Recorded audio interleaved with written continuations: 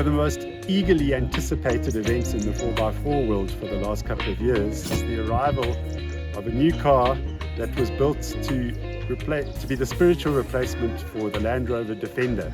A car that was built by a British billionaire, Sir Jim Ratcliffe, because he was so incensed at the new range of Defender, and he felt it was a betrayal of the Defender heritage, and he decided to build his home. The car we're talking about, of course, is the INEOS Grenadier. And I have here my friend Roger, who a month ago took delivery of his Grenadier, which I think you can see he's been using hard already. Roger, tell us about your car. Well, I don't want my money back yet, and I'm pretty happy with it. Done 4,000 Ks in the month. Seen some dirt, some deep dongas, some heavy loads, and I'm pretty happy. BMW 6-cylinder petrol turbo, right?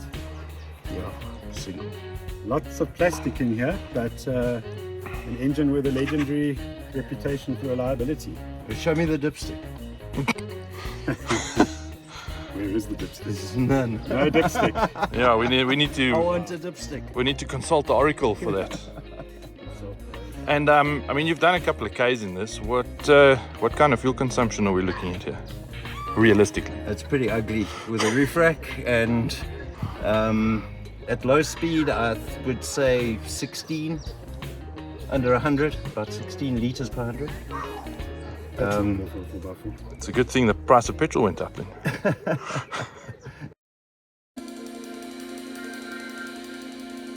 Great, well let's have a look inside. The interior looks pretty interesting. You could almost be forgiven for thinking you're in a Cessna. So Roger, have you worked out what all of these switches actually do? Yeah, this one makes it go and it gets cold. Amazing. Yeah, there's some, it seems like the stuff that you need is on hand.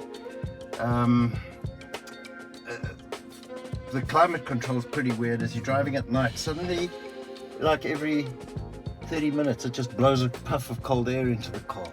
Keep you awake. Yeah, and you can't recirculate without the air conditioner on.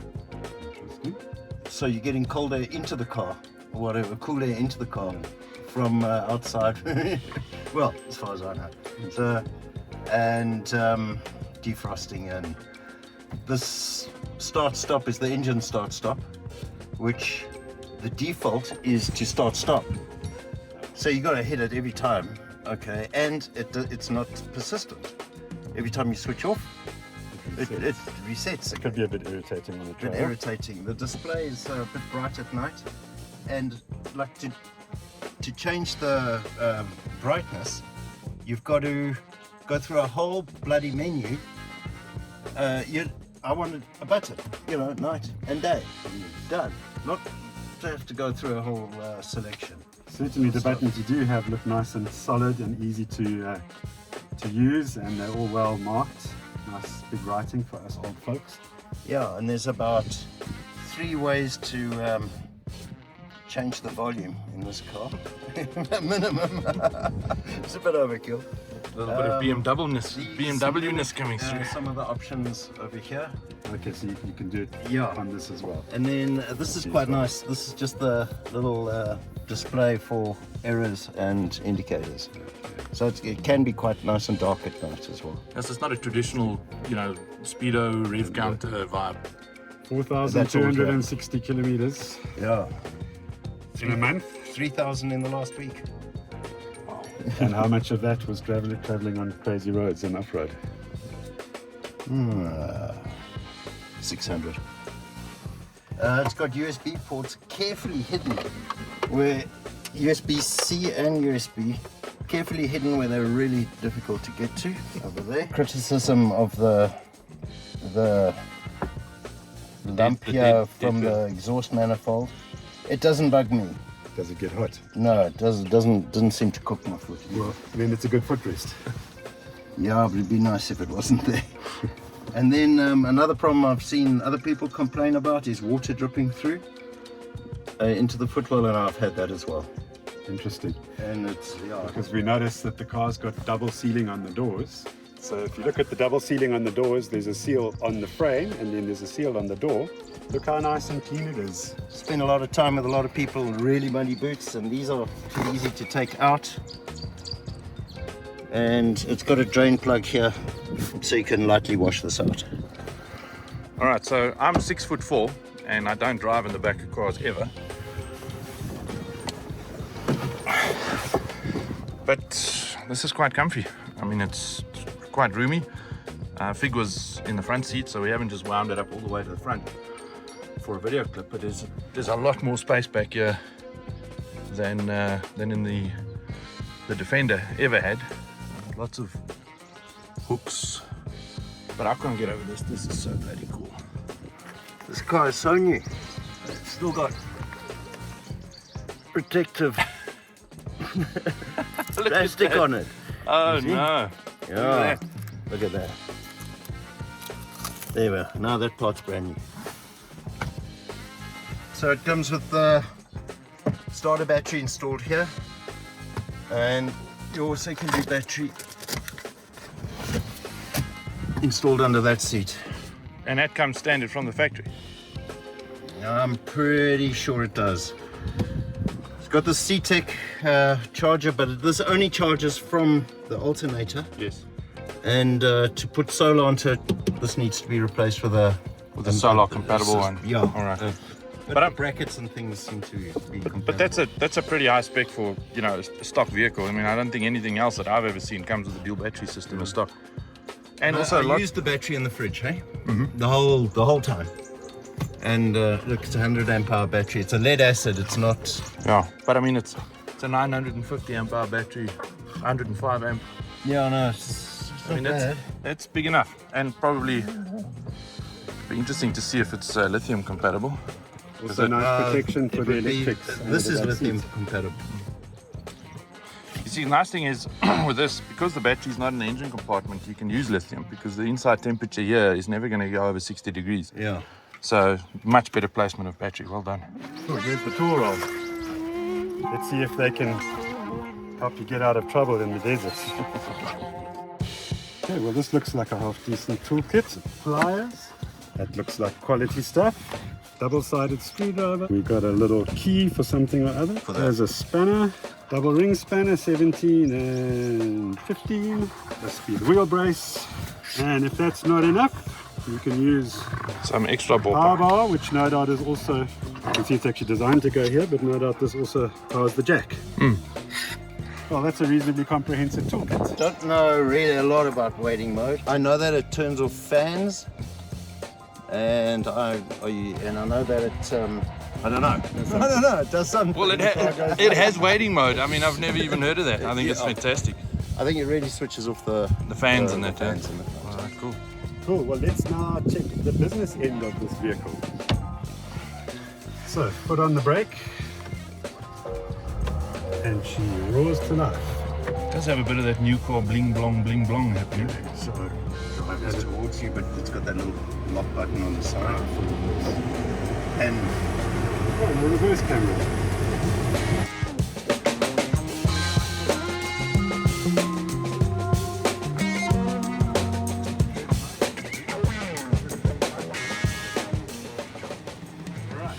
Power down, landing gear out, final approach.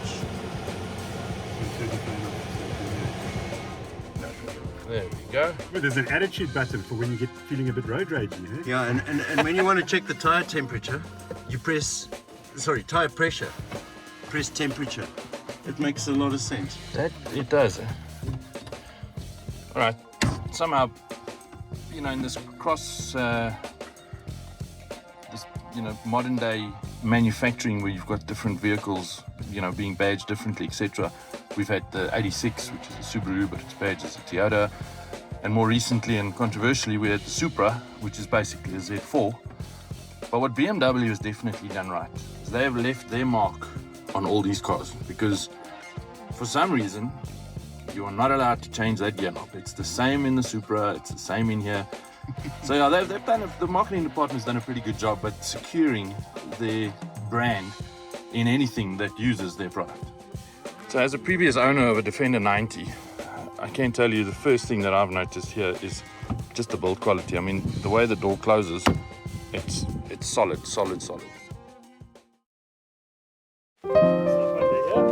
Great. Yeah, we notice the very first thing we see here is the steering damper does look rather exposed. I guess the upside is it's offering some protection to the diff pumpkin, but everything here looks like it's pretty beefy. This axle looks proper heavy duty. Notice that the engine and the transmission and the transfer case are all well up in the chassis. Nice proper bash plate, no plastic stuff here. And these look like proper recovery points as well. Straight from the factory, that's really neat. Let's go to the back now. So here's another fairly beefy plate, and we see this is actually covering the fuel tank. It seems rather an odd place for the fuel tank to be. It is the lowest point under the car, but it does seem to be well protected. Nice beefy plate, it's got a proper frame around it. Looks like it can take a beating because it's probably going to. We don't have a Defender for comparative purposes, but we do have my trusty old G-Wagon, and we also have Heinz Jimny. So let's get into the G-Wagon and see how it compares. Well, you enter in the same place, a proper bash plate. Looks like the tie rods are just as beefy as the Grenadier, and the axles look pretty much the same. You'll see that the general layout of this car and design underneath is almost identical to the Grenadier. But what is missing is there's no fuel tank in sight here. On this car, it's behind the rear axle, tucked up. The two cars look very similar underneath, and they seem to be just as heavily built, which that's a good sign for the Grenadier. And then to another legend, this time a mini 4x4 legend. Let's just have a quick look under here, just for a different comparison. So here we are under the Jimny. First thing to notice is no bash plate at all. Plastic bumper. Control arm here at least is tucked well out of the way, but it could take some damage here. The design and layout is pretty much the same though. The way the axles are suspended, all of that's exactly the same as the G-Wagon and the Grenadier. But you can see under the Jimny it's not quite so clean underneath. There's a few things hanging down that might take a beating. But nonetheless, the Jimny is a legend, and for good reason. So we're pretty impressed so far. I think it's time to go out on the trail. We're about to leave Vaalplasie to drive to Berakah near Paris, which is a nice rough 4x4 trail. We're going to put this baby to the test. Yeah, proper car test of this one. I can't wait. Let's go.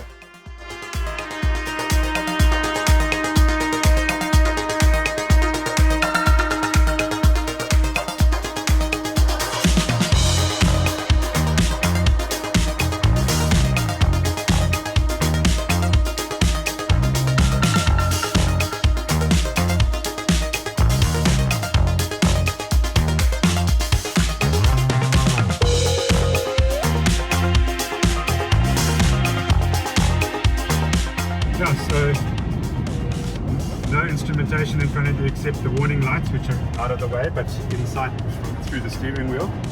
Your main instrumentation with everything you need to know, mostly the speed, is quite visible in your peripheral vision. You barely have to take your eyes off the road to see it. And the benefit of that is I can see the bottom of the windscreen over the top of the steering wheel. I'm just a shade under 6 foot, so I'm not super tall. And I've got a clear line of sight to the road. From the bottom of the windscreen I can just see the end of the fender and the bull bar, and so I can see very close to the car, which is important when you're driving over obstacles off-road, and we'll comment on that again later, no doubt. Getting back to drivetrain and engine, I mean this runs the BMW 6-cylinder turbo. This is the petrol version. I believe there's a diesel as well. 8-speed ZF gearbox. Normal slush box, so it's not a dual clutch or anything like that, but it's super smooth. It literally just wafts along. It doesn't, you don't even know what gear. It's got a gear indicator, but I mean you can't feel the gear shifts. It really feels like a CVT. Yeah. I haven't driven it in anger. I'm sure you'd feel the gear shifts if you were going fast. But it's just got normal massive driving. It wafts along, as you say. And it's got huge torque. I mean, if you take this incline we're here now, you know, go halfway up and give it some foot, and you'll see it. Just it's like there's an invisible elastic band at the top. We've got a tractor ahead of us, so maybe we won't put foot.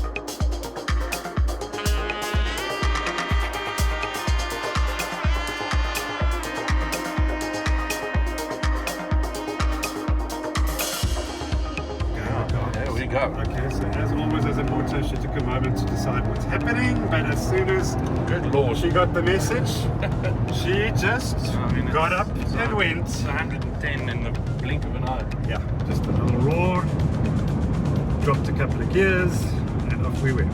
Very nice. I'm glad we got that chance because we're turning onto the gravel now. Nice.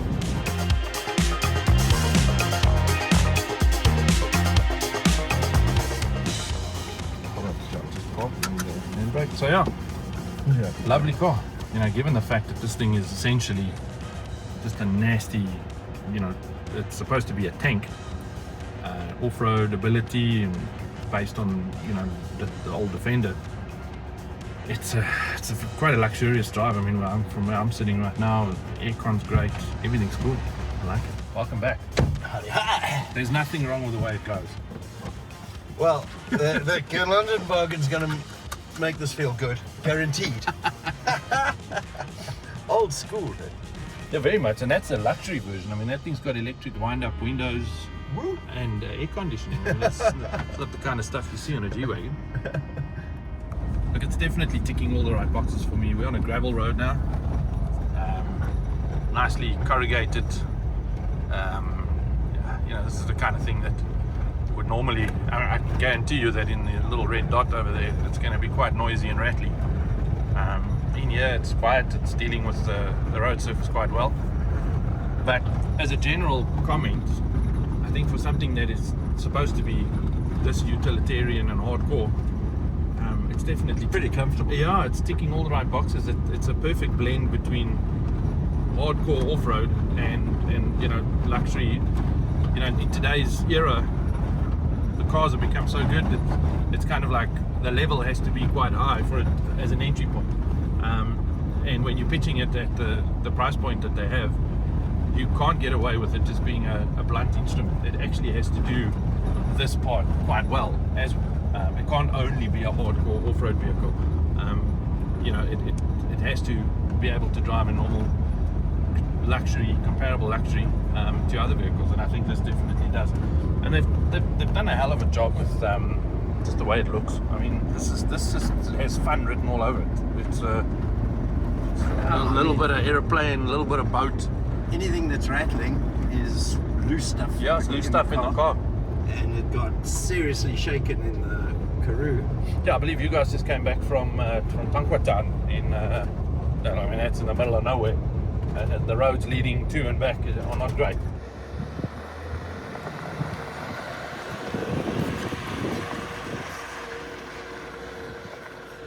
That's pretty cool. Tire pressure and temperature.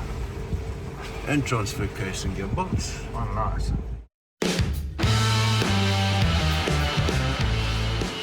This was the first obstacle for the day. Roger opted not to drive as he's quite an experienced overlander.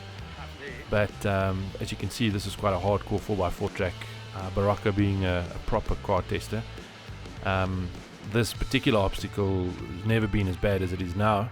With all the rains we've been having in the last season, you can see that it's pretty much destroyed. It's a lot steeper than it looks. There are two lines going up here, the left and the right. The left would definitely test your resolve, as it's a very nasty off camber. To the right, you can see some concrete's been laid in there over the years to try and make it more accessible. But the Grenadier just didn't care. I had a good look at this and I thought, yo, this is going to be super tough. But yeah, the Grenadier, Christian drove it. He's a very experienced 4x4 pilot. As you can see there, he's picking his line properly.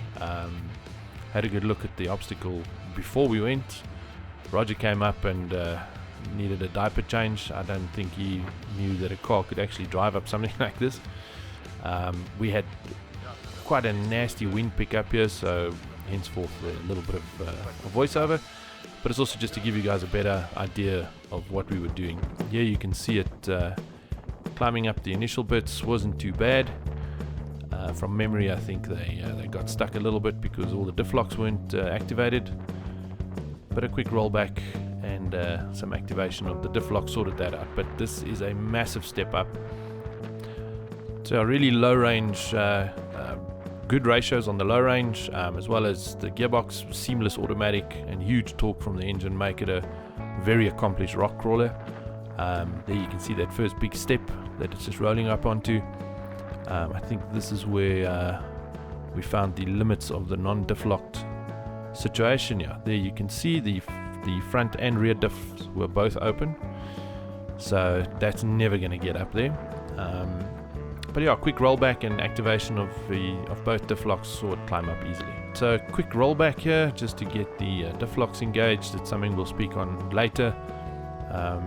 These diff locks obviously are not mechanical diff locks, they're electronic diff locks, so they need a bit of roll back and forward to get them activated. But as we'll see shortly with the second attempt, both diff locks engaged properly, and then this obstacle is no problem for the Grenadier. One thing that I feel is worth mentioning, as the aftermarket catches up with the with parts and accessories for this vehicle, if you are planning on buying one, I do think that a lift kit is one of the first things that should be on offer.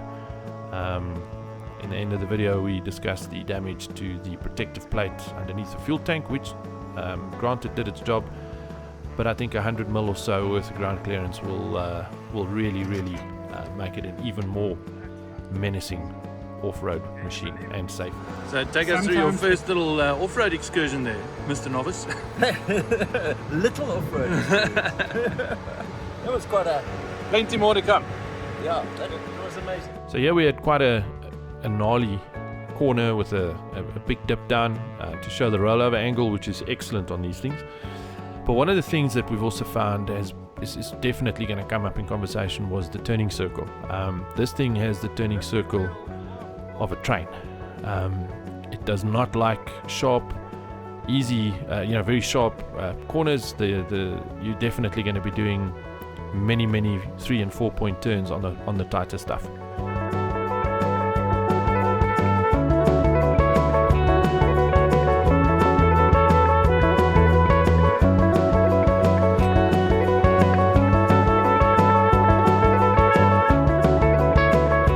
Sometimes the trail is blocked by trees in Africa. So these are common on 4x4 tracks all over South Africa. Obviously you need your co-pilot to just help you across. There's quite a big ravine underneath there. So here we show the Gelanderwagen, which is, by all means pretty much the same width as most of our 4x4s in South Africa, bakkies, double cabs, etc. And it nicely traversed on the center logs from the back to the front, no problem. Enter the Grenadier. That's a big old girl. Firstly, we required a 2 or 3 point turn to get it lined up, and secondly, take note of the positioning of the wheels on the actual ramp. They're right on the outside. In fact, it's not visible on the video itself, but the bridge itself actually bent, which made it very close to falling in that ravine. So bear in mind that if you're going to be doing very skinny tracks and skinny trails, you're really going to have your wits about you. Your co-pilot's going to have to know what he's doing to traverse these kind of things safely.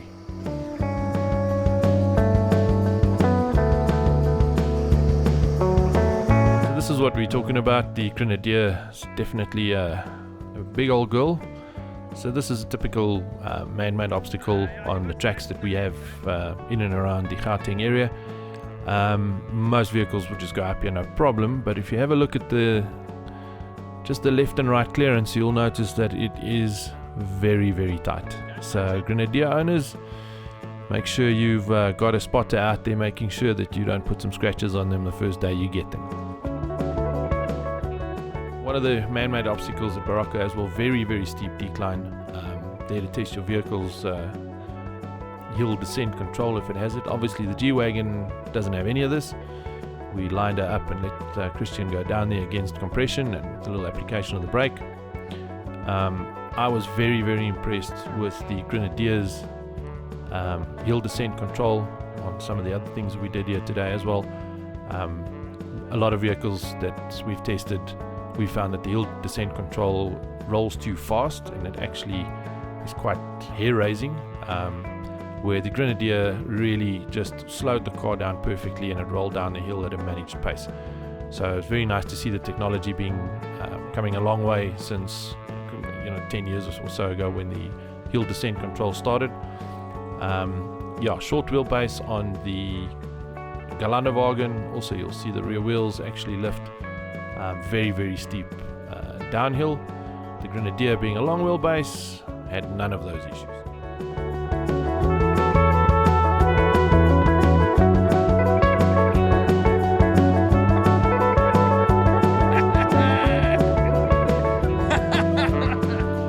So yeah, the camera never does the stuff justice, but if you take a good listen to when Roger gets out the car, you'll hear the elation.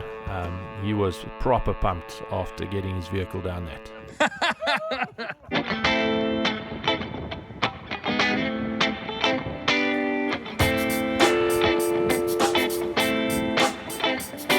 So this is an obstacle called Elephant Hill. It really doesn't seem like much from up here, but yeah, driving a vehicle up and particularly down here is definitely ranks as one of the most intimidating things you'll ever do with your vehicle. So the Gelanderwagen making short work of this. Christian being a veteran here, he's done many outings here, so he knows the track quite well. But as you can see, when you get to the top, literally all you see is blue sky, and you have to go down what looks like a sheer cliff on the other side. So yeah, on the way down, the G-Wagon, Christian at the wheel, you'll notice that he's on the brakes. This thing is super steep, and it also has a curve in it, so it turns to the right. To the left is death and destruction. We always favor the right here. It's super intimidating as you can't really see it as the vehicle crests. But once you get in the groove, it goes all the way straight down to the bottom. As you can see there, articulation just slowly making its way all the way down to the bottom. It has been concreted for safety. I think without the concrete, over the years with the rain, no vehicle would be able to go down here. So here we have Roger coming up, driving on his own, unassisted. We've helped him all day long with some basic 4x4 training skills, but the Grenadier definitely makes this stuff look easy. Like mentioned before, quite a steep incline here, big break at the top, and then straight down the other side. Took quite a bit of navigating and spotting to get the vehicle lined up, but once it was lined up, he drove it down like a champ. You'll see the rock at the top here. It's got lots of scratches on it as the breakover angle gets tested of the vehicles. As mentioned earlier, I think with the Grenadier, a nice little addition. You can see there the rock slider doing its job, but a very nice upgrade here would be 100 or 150 mil lift. It would definitely take this vehicle to a completely different level, even though I think it is super capable as it stands. A little bit of, nobody's ever moaned for a little bit of ground clearance on a 4x4 track. So one of the things that Grenadier owners are going to find challenging is the activation and deactivation of the front and rear diff locks. So for the hill descent control to be active, the diff locks have to be off.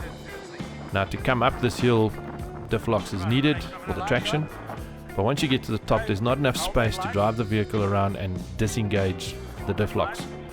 So Roger had to swallow one of his brave pills and drive it down on compression and brakes only. So no hill descent control here for Roger.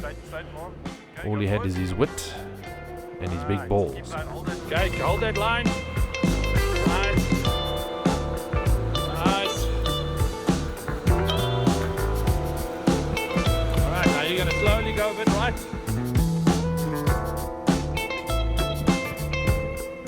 There we go. Right.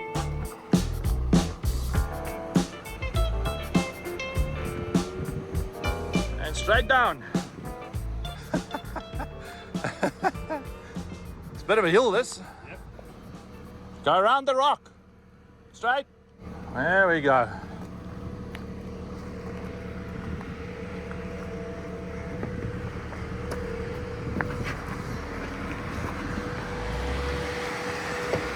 And give us those wide eyes. Piece of cake.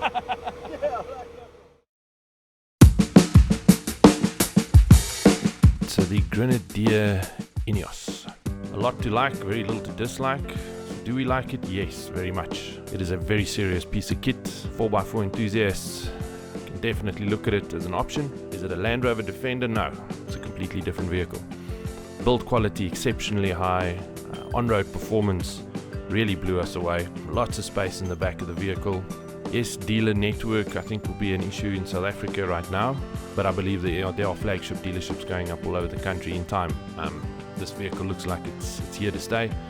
As a 4x4 vehicle, a proper weapon, we threw some of the toughest tracks we could find at it, and it really performed well.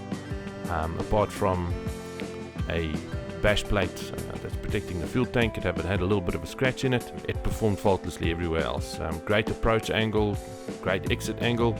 Breakover angle, not too great, but like I mentioned earlier, I think an aftermarket lift kit for this will do it a lot of favors. Obviously, being a 4x4 that will undoubtedly spend a lot of its time on the road, this is one of the things that I think really stood up head and shoulders for us. Yes, it's a weapon off-road, it's supremely capable, but on the road it feels like a big Bentley.